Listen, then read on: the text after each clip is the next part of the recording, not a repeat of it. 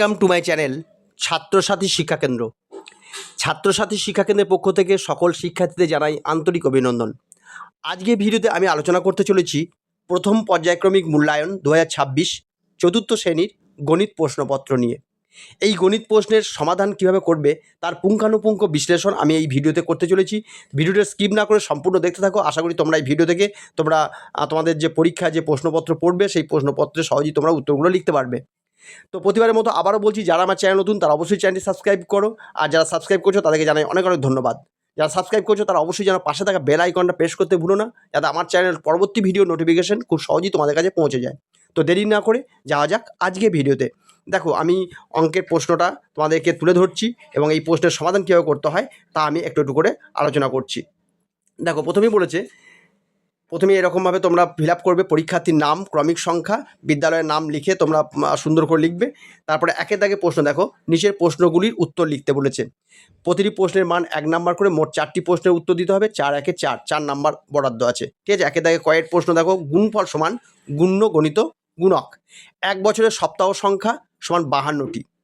যে বছর লিপ ইয়ার সেই বছরের ফেব্রুয়ারি মাসের দিন সংখ্যা কত? 29 দিন, অর্থাৎ 28 দিনের পরিবর্তে 29 দিন হয়। তোমরা সবাই জানো ফেব্রুয়ারি মাসটা যে বছর লিপ ইয়ার বা অধিবর্ষ সেই বছর দিন সংখ্যা 29, তাই এখানে উত্তর হবে 29। এরপর দেখো নেক্সট কোশ্চেন, 6 ঘন্টা 40 মিনিট সমান কত মিনিট? 6 ঘন্টা 40 মিনিট সমান হচ্ছে 6 গুণিত 60 যুক্ত 40 সমান হচ্ছে 400 মিনিট। ওকে, তা 6 ঘন্টা 40 মিনিট সমান উত্তর হবে 400 মিনিট। এরপর নেক্সট কোশ্চেন দেখো, 24 ঘন্টা ঘড়িতে সময় কত হবে? এখানে দুটো প্রশ্নের উত্তর দেওয়া আছে, 2 একে 2, 1 নাম্বার করে, প্রতিটি প্রশ্নের মান 1 নাম্বার করে, মোট 2 নাম্বার। দুপুর 1টা 22 মিনিটকে 24 ঘন্টা হিসাবে কত বলা হয়? না 13টা 22। ওকে, উত্তর হবে 13টা 22। ক্ষয়ের সন্ধ্যা 7টাকে 24 ঘন্টা হিসাবে বলা হয় 19টা।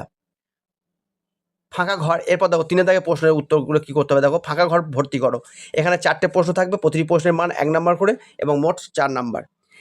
3 দাগে কয়ের দেখো, 15 গুণিত 5 সমান হচ্ছে 75, 10 গুণিত 10 সমান হচ্ছে 100। এখানে দেখো কোনোটা গুণ্য দেওয়া আছে, কোনটা গুণফল দেওয়া আছে, কোনোটা গুণ্য বের করতে হবে, কোনটা গুণক বের করতে হবে, বা কোনটা গুণফল বের করতে হবে। তো ক্ষয়ের প্রশ্নের উত্তরটা দেখো, 10 গুণিত 10 সমান হচ্ছে 100, 11 গুণিত 9 সমান হচ্ছে 99, 13 গুণিত 5 সমান হচ্ছে 65। এরপর দেখো 4 দাগের যোগফল ও বিয়োগফল নির্ণয় করো।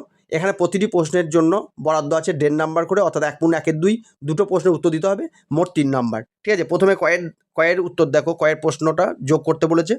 3587 সাথে 1240 এবং তার সাথে 130 যোগ করলে যোগফল হবে 4957। নির্ণয় যোগফল সমান হচ্ছে 4957। এরপর দেখো বিয়োগ, 7000 থেকে 3999 বিয়োগ, এখানে উত্তর হবে 3001, অর্থাৎ বিয়োগফল সমান 3001। এরপর চলে আসছি আমরা নেক্সট কোশ্চেনে। 5 দাগে বলেছে গুণ করতে, দুটি গুণ করতে বলা হয়েছে, প্রতিটি গুণের জন্য 1.5 নাম্বার করে, মোট 3 নাম্বার। প্রথম গুণটা দেখো, 56কে 40 দিয়ে গুণ করতে হবে। 56কে 40 দিয়ে গুণ করলে গুণফল হবে 2240। এরপর নেক্সট যে প্রশ্নটা ক্ষয়ের প্রশ্নে দেওয়া আছে, 35কে 28 দিয়ে গুণ করতে বলা হয়েছে। এখানে 35কে 28 দিয়ে গুণ করলে গুণফল হবে 980। ঠিক আছে, এরপর দেখো 6 প্রশ্ন দেওয়া আছে, আমরা 5 জন বন্ধু মিলে মুড়ি খাবো। মুড়ির জন্য 15 টাকা, চানাচুর 12 টাকা, সিঙ্গারা 5 টাকা এবং সর্ষের তেল, পেঁয়াজ এবং কাঁচা লঙ্কা 3 টাকার কিনবো। তাই আমরা প্রত্যেকে গড় কত টাকা চাঁদা তুলব? যেহেতু এখানে মোট খরচটা এখানে বের করে নিতে হবে। মুড়ি 15 টাকা, চানাচুর 12 টাকা, সিঙ্গারা 5 টাকা এবং সর্ষের তেল, পেঁয়াজ, কাঁচা লঙ্কা 3 টাকা, এগুলো যোগ করলে মোট 35 টাকা খরচ হয়। এবার 35 টাকার যেহেতু 5 জন বন্ধু মিলে জোগাড় করবে, তাই 5 দিয়ে ভাগ করে উত্তর বেরোলো 7, অর্থাৎ গড়ে 7 টাকা করে চাঁদা তুলতে হবে। এরপর নেক্সট কোশ্চেন দেখো, আজ শিশু দিবস, আমাদের স্কুলের বড়দি স্কুলের প্রত্যেক শিশুকে লজেন্স ও বিস্কুট খাওয়াবেন।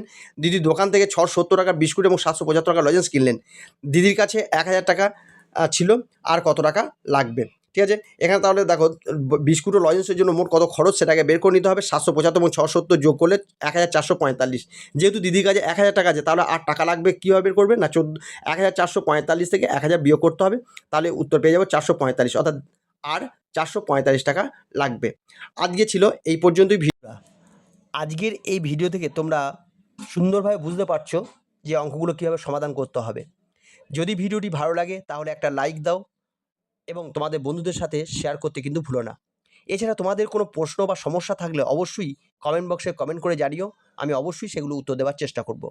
আর এই ধরনের আরও গুরুত্বপূর্ণ ভিডিও পেতে আমাদের চ্যানেলটা সাবস্ক্রাইব করে পাশে থাকা বেল আইকনটা অবশ্যই অন করে রাখবে। ধন্যবাদ, সবাই ভালো থাকবে। আবার দেখা হবে পরবর্তী কোনো একটা ভিডিওতে।